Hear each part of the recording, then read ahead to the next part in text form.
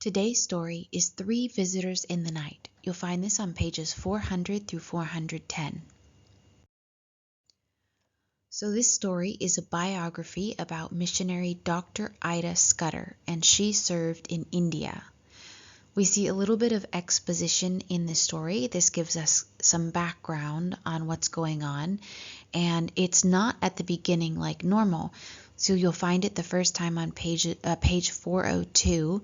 And this is when Ida explains the Indian caste system. Later in the story, she also talks about how after a furlough in America, her mother left her and her siblings and went back to serve with her husband in India and left the kids in America for education. Ida was 14 at the time.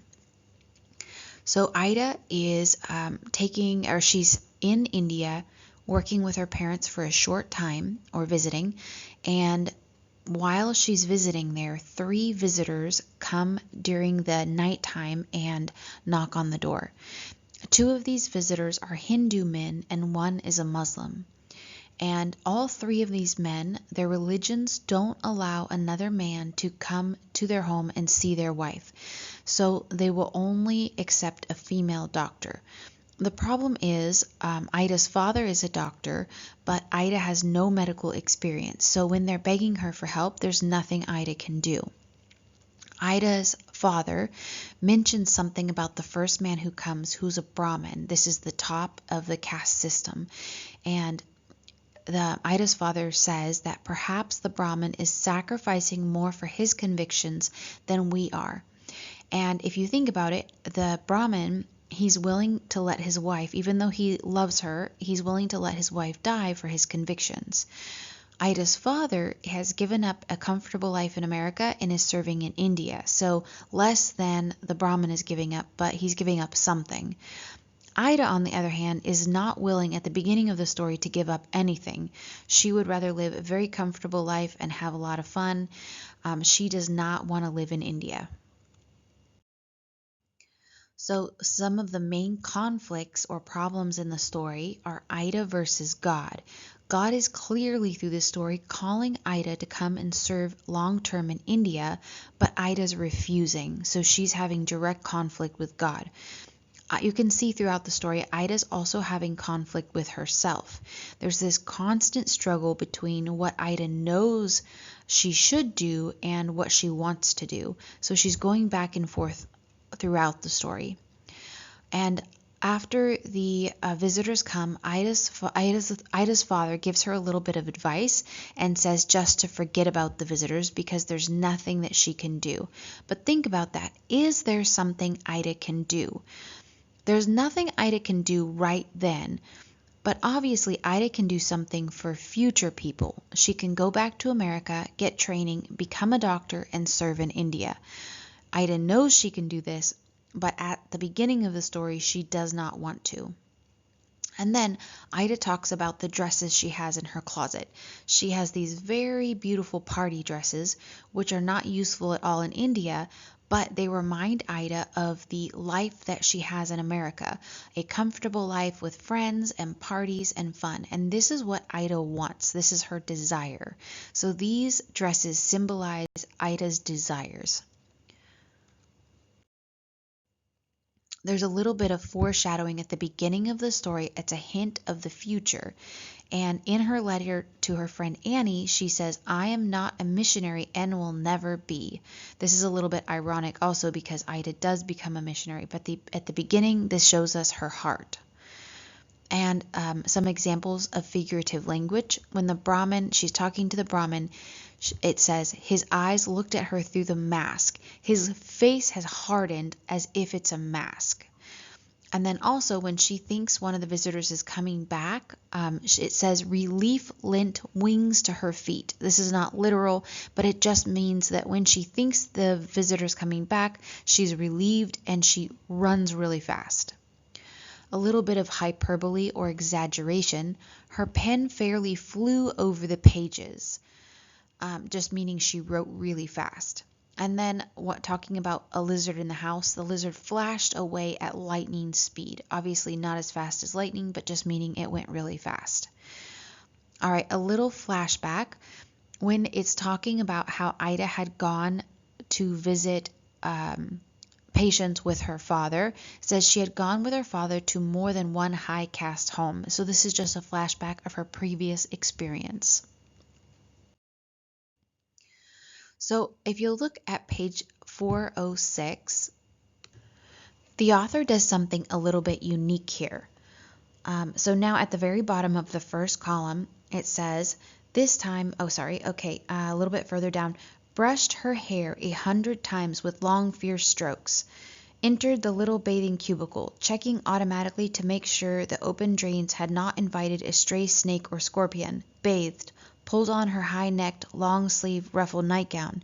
Turned back the top sheet, lifting it high to make sure the tent-like space beneath was not occupied by an insect, caterpillar, or lizard. Blew out the lamp. Groped her way back to the bed and lay down upon it, but not to sleep. So if you'll notice, she's using kind of short, choppy sentences. They're not complete. She's not using subjects, right?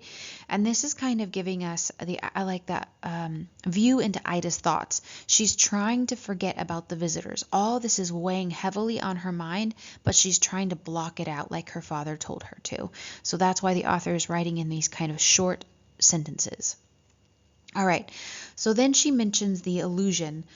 After she hears the bird clucking, she mentions the example of threes in the Bible. She mentions temptations, and you'll see in Matthew 4:1-10, Christ was tempted in the wilderness by Satan 3 times.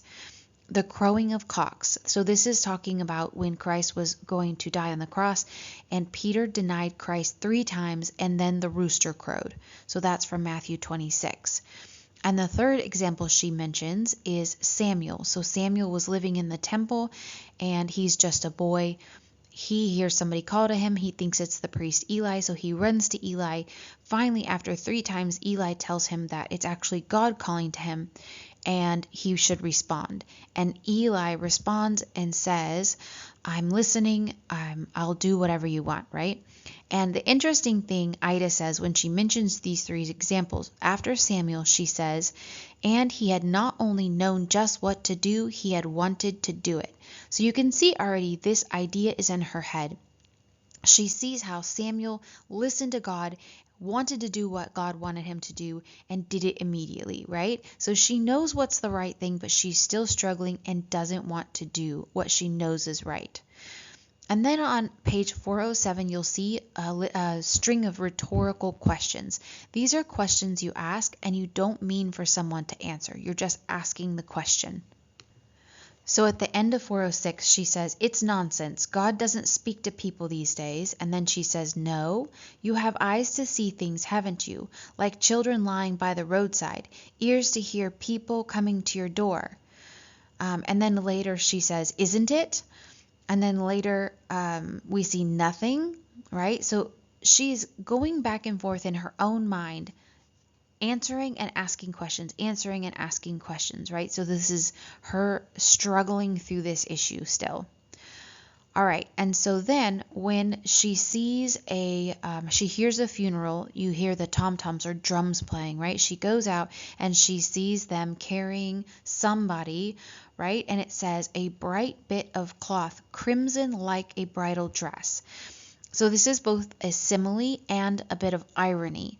So in many Asian cultures, instead of wearing a white dress, the women wear a red dress, right? So whoever has died is wearing a red dress like a bridal dress. So this is kind of ironic. Instead of a very happy occasion, this is a very sad occasion. All right, and then on page 408, the author does something else really interesting. When she's talking to one of the guys who works for her family, it says at the top of 408, Amma, he knew the house she meant in the street of the Brahmins. Amma, he was acquainted with the dwelling place of Sri Muraliar, who was the father of the little Kamla. So he's going back and forth between saying something to her and what he was thinking. So this is called free indirect discourse. It's jumping back and forth, right?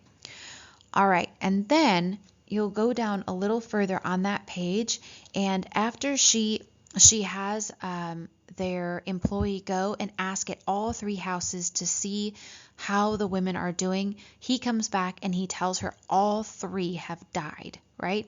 So she's really upset now.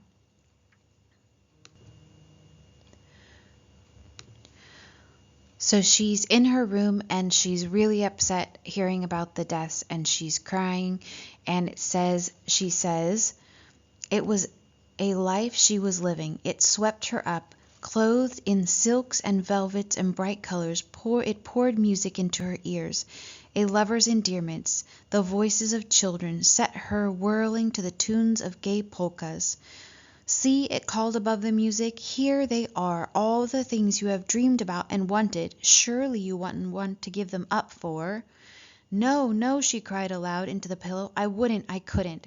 So again, she's struggling with the things she really wants, right? This beautiful life of fun and parties and the difficult life of being a doctor in India.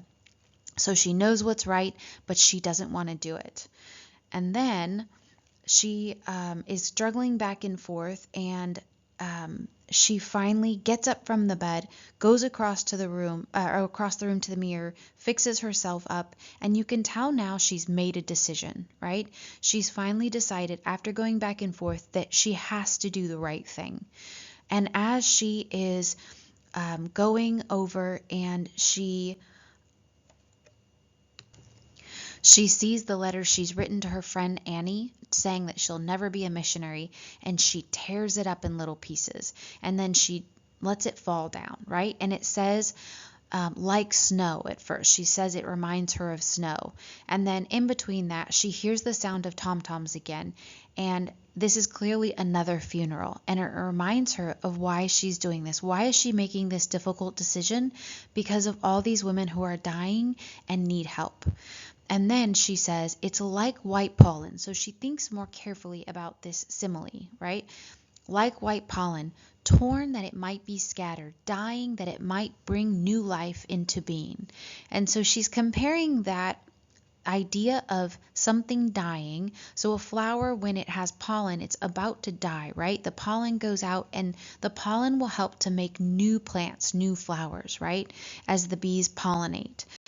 And she's using that as an example for her own life. All the things she wanted, all that's dying now, and now she's going to do something new that will help bring life to other people, right? So she's dying to one life and being born again to a new life. All right, that is the end of this story. I hope you guys really enjoyed it. Just let me know if you have any trouble or have any questions. Thanks, guys.